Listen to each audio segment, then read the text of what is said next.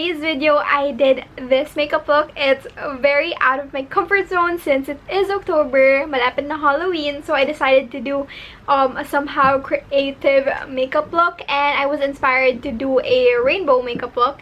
And I kind of failed, especially on this side, because wala naman ako masyadong eyeshadow, so wala akong masyadong colors to play with.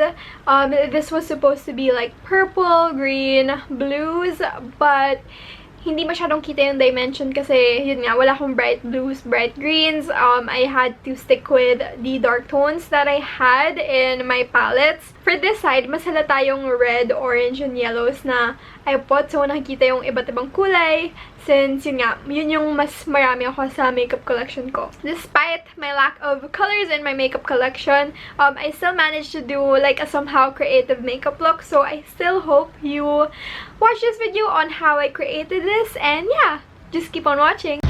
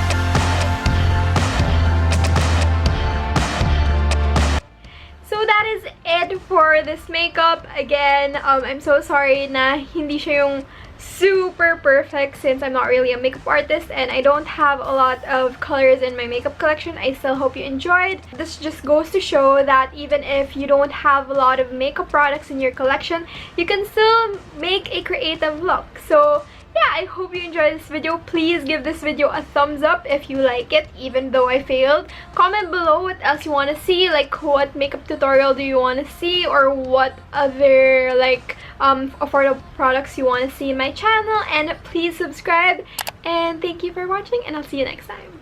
Bye!